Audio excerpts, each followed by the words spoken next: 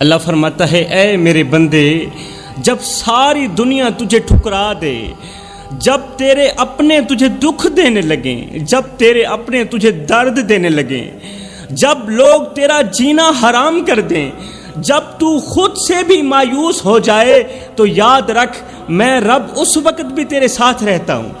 تو ہر وقت مجھے اپنے ساتھ محسوس کیا کرنا۔ اے میرے بندے، تو روتا ہے میں تیرا رونا سنتا ہوں، تو گرتا ہے میں تجھے تھام لیتا ہوں، تو بھول جاتا ہے لیکن میں نہیں بھولتا، میں تجھے پھر بھی یاد رکھتا ہوں۔ لوگ تیرے گناہوں پر تجھے ملامت کرتے ہیں، تجھے شرمندہ کرتے ہیں، تجھے تانا دیتے ہیں، لیکن میں تیرے ایک آنسو پر تجھے معاف کر دیتا ہوں۔ میں نے کبھی تجھے تانا نہیں دیا۔ میں کتنا پیارا رب ہوں تیرا۔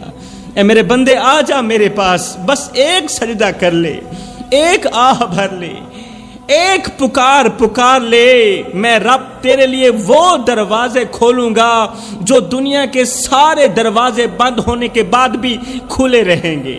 میں رب تیرے لیے وہ دروازے کھولوں گا۔ اے میرے بندے، تو زمین سے لے کر آسمان تک گناہوں سے بھر دے، میں رب تجھے پھر بھی معاف کر دوں گا، مگر یاد رکھ 2 گناہ کبھی معاف نہیں کروں گا۔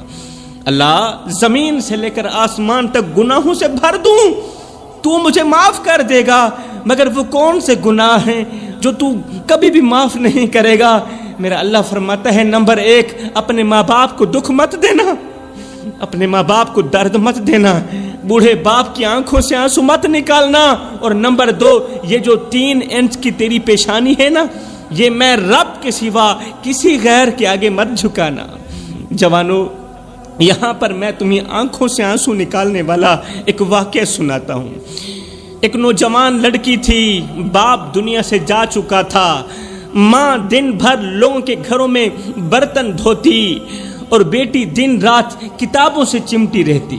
بیٹی تعلیم حاصل کر رہی تھی۔ بیٹی کی آنکھوں میں ایک خواب تھا کہ میں ڈاکٹر بن کر ماں کو سکون دوں گی۔ ہائے، ماں لوگوں کے جوتے صاف کرتی، کپڑے دھوتی کہ کسی نہ کسی طرح میری بیٹی کامیاب ہو جائے۔ خیر، امتحان کا دن آیا۔ ماں نے سادہ سا دوپٹہ استری کیا، بیٹی کو لپٹا کر کہا، میری بچی تو بس کامیاب ہو جا، جا امتحان دینے، تو کامیاب ہو جا۔ جس دن تو کامیاب ہو جائے گی نا، اس دن میں اپنا سارا دکھ بھول جاؤں گی۔ بیٹی امتحان دینے چلی گئی، سارا پرچہ بہترین ہوا۔ میری قوم کے نوجوانوں، دل کے کانوں سے سنیے گا، سارا پرچہ بہترین ہوا، لیکن آخری سوال پر بیٹی کی آنکھوں سے آنسو بہنے لگے۔ آخری سوال پر بیٹی کی آنکھوں سے آنسو بہنے لگے۔ آخر وہ کون سا سوال تھا جس نے اسے رونے پر مجبور کر دیا؟ سوال یہ تھا کہ ماں کی قربانی پر نوٹ لکھیں۔ سوال تھا ماں کی قربانی پر نوٹ لکھیں۔ ہائے، یہ سوال پڑھتے ہی قلم کانپ گیا، الفاظ ساتھ چھوڑ گئے، اور بیٹی نے خالی کاغذ پر روتے ہوئے بس اتنا ہی لکھا کہ میری ماں کی انگلیوں پر چھالے ہیں۔ اس نے روتے ہوئے بس اتنا ہی لکھا کہ میری ماں کی انگلیوں پر چھالے ہیں، میری ماں آج بھی میری خاطر لوگوں کے جوتے صاف کر رہی ہے، میری ماں آج بھی میری خاطر لوگوں کے برتن مانج رہی ہے، لوگوں کے کپڑے دھو رہی ہے۔ بس روتے ہوئے یہ 2 لائنیں لکھ کر بیٹی نے پرچہ چھوڑ دیا، واپس گھر آ گئی۔ جب نتیجہ آیا تو وہ بچی پورے شہر میں ٹاپ کر چکی تھی، لیکن افسوس اس وقت ماں نہیں رہی تھی۔ بچی پورے شہر میں ٹاپ کر چکی تھی، لیکن افسوس اس وقت ماں نہیں رہی تھی۔ نتیجہ آنے سے پہلے ہی ماں ہمیشہ کے لیے خاموش ہو گئی تھی۔ وہ بچی جس نے کامیابی کے خواب صرف ماں کے لیے دیکھے تھے، آج اس بچی کا سر ماں کی قبر کے پتھروں پر رکھا تھا، اور آنکھوں سے بہتا ہر آنسو یہ کہہ رہا تھا، ماں میں کامیاب ہو گئی، لیکن تو کہاں چلی گئی؟ دیکھنا، تیری بیٹی پورے شہر میں سب سے بڑھ کر کامیاب ہوئی ہے، لیکن تو کہاں چلی گئی؟ یہ دن دیکھنا تیرے نصیب میں کیوں نہیں لکھا تھا؟ جوانو، کامیابی وہ نہیں جو تمہیں دنیا کے سامنے سرخرو کرے، کامیابی وہ ہے جو تمہیں ان آنکھوں کے سامنے شرمندہ نہ کرے جنہوں نے تمہارے لیے نیندیں قربان کی، تمہاری ماں، تمہارا باپ، جنہوں نے تمہارے لیے کپڑے دھوئے، جوتے صاف کیے۔ جوانوں، یاد رہے، دنیا کی ہر کامیابی ماں باپ کی آخری سانس کے بعد بے معنی ہو جاتی ہے۔ جو رات ماں کے قدموں میں بیٹھ کر گزرتی ہے نا، وہی رات تمہاری تقدیر لکھتی ہے، وہی رات تمہارے مقدر لکھتی ہے، نصیب لکھتی ہے۔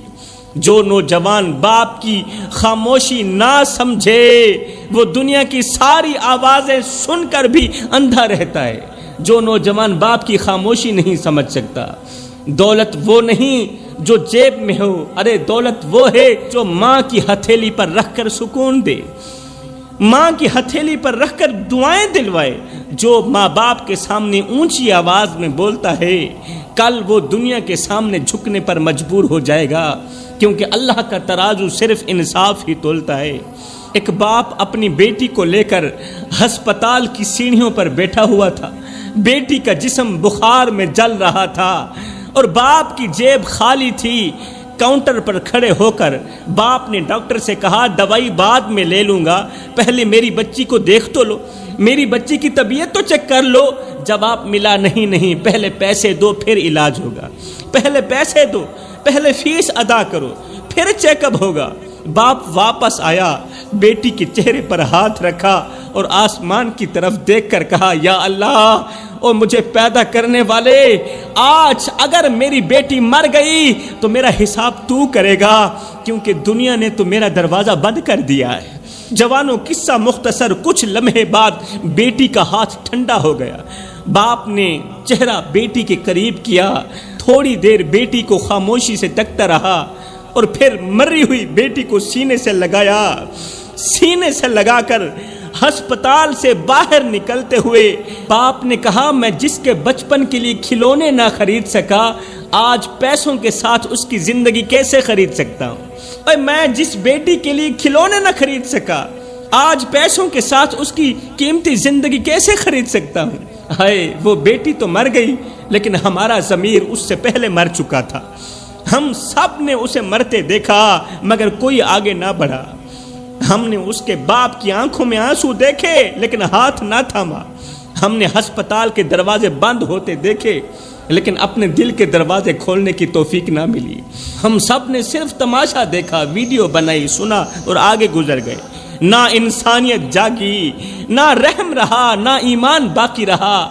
آج وہ بچی مٹی تلے جا سوئی، لیکن ہم اب بھی شرم کے بغیر جی رہے ہیں، ہم اب بھی احساس کے بغیر جی رہے ہیں۔ کل جب ہمارے اپنے سسکیں گے تو شاید آسمان سے یہی آواز آئے گی کہ جاؤ، تم نے کسی کی بیٹی پر رحم نہیں کیا تھا، آج تم پر بھی رحم نہیں کیا جائے گا، کیونکہ جیسا کرو گے ویسا بھرو گے، کیونکہ اللہ کا ترازو تو صرف انصاف ہی تولتا ہے نا۔ جوانوں، یاد رکھو، دنیا کی ہر کامیابی ماں باپ کی آخری سانس کے بعد صرف ایک حسرت بن جاتی ہے۔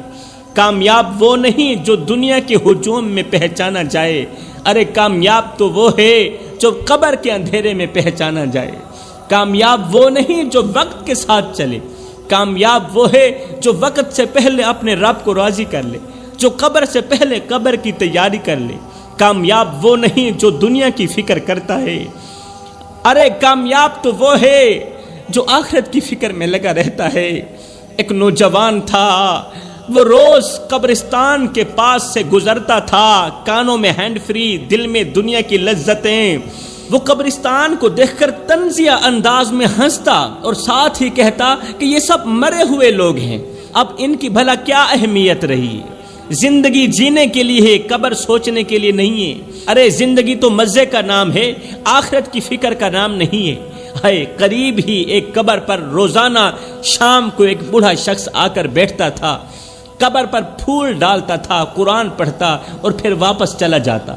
ہینڈ فری لگا کر گانے سننے والے لڑکے کو ایک دن تجسس ہوا۔ وہ لڑکا اس بوڑھے شخص کے پاس گیا، قریب گیا، پوچھا، بابا جی یہاں روز کیوں آتے ہو؟ قبر سے تو کوئی واپس نہیں آتا، اور ویسے ہی ان کی کیا اہمیت رہی؟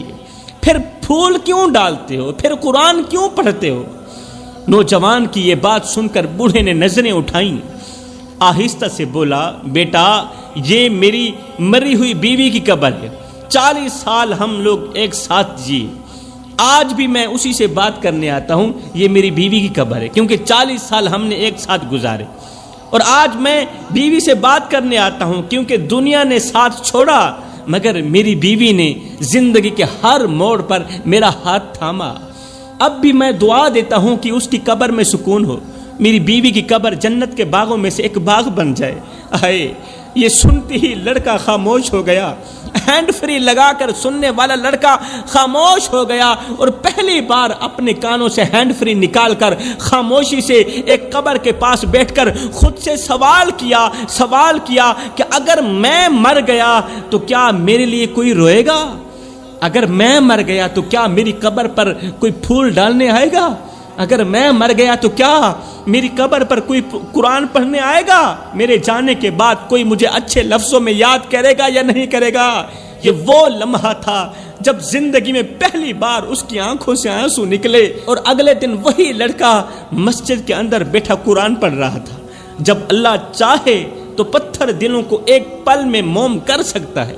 جوانوں تم کوشش تو کرو اللہ کی طرف آنے کی، اللہ تمہاری غیب سے مدد کرے گا۔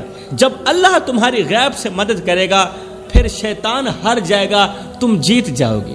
آج کس کس کا رونا رویا جائے؟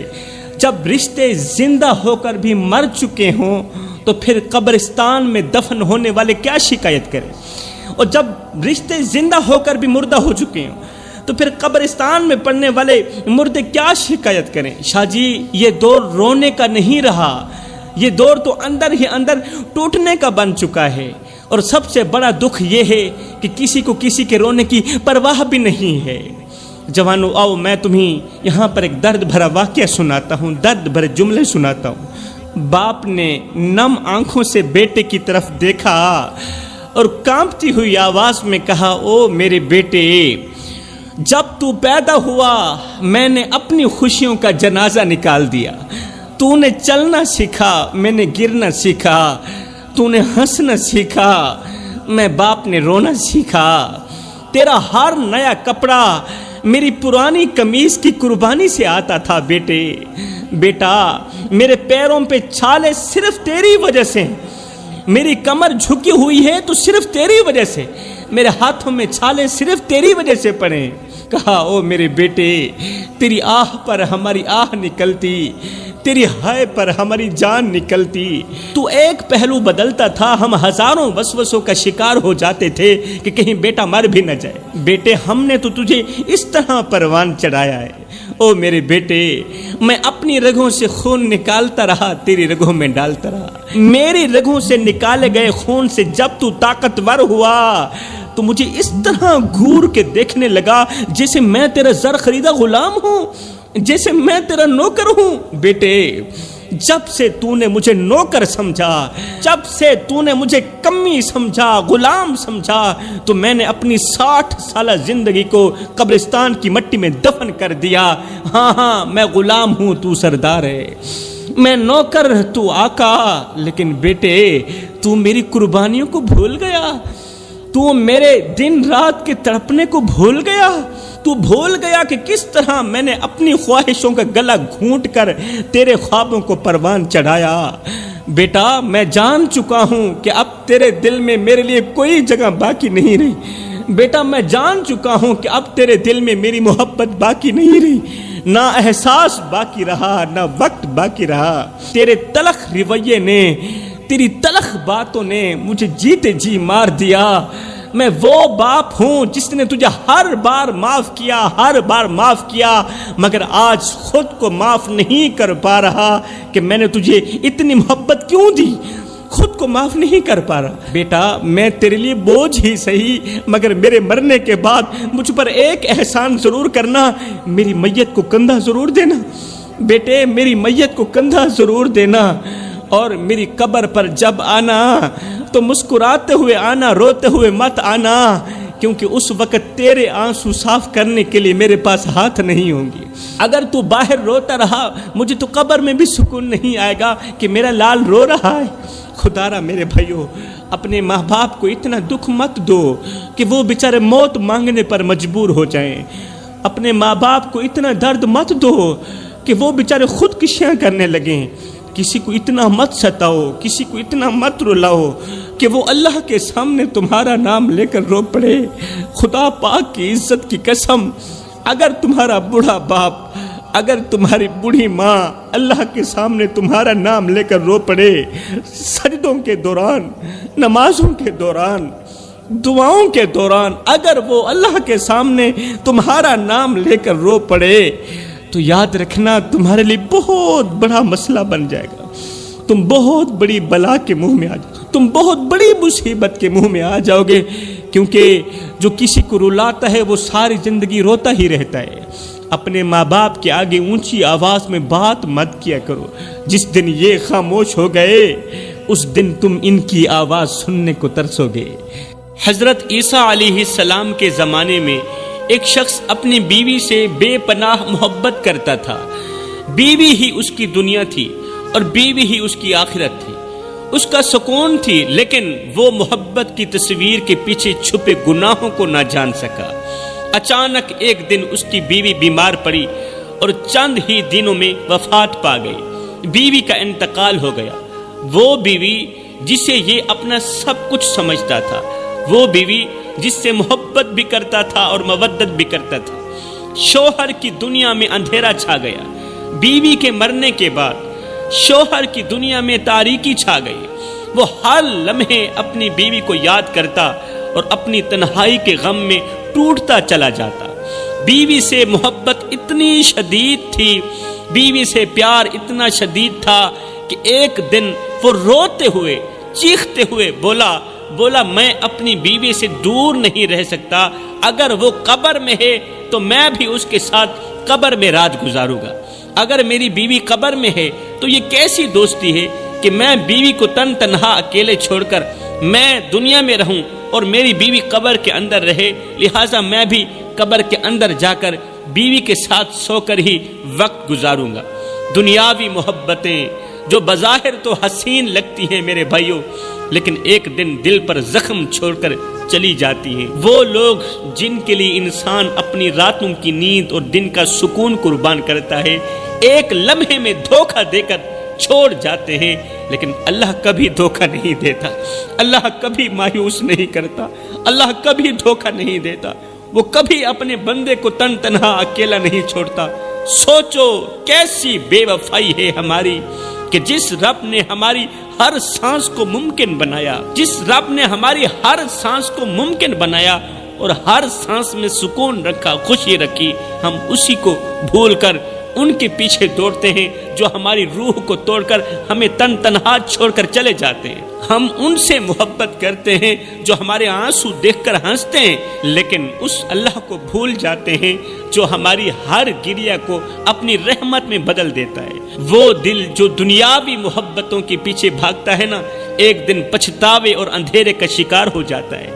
وہ آنکھیں جو دنیاوی محبتوں کے لیے روتی ہیں، آخر میں خون کے آنسو بہاتی ہیں، وہ روتی ہی رہتی ہیں، کیونکہ وہ محبتیں صرف درد اور حسرت چھوڑ کر جاتی ہیں۔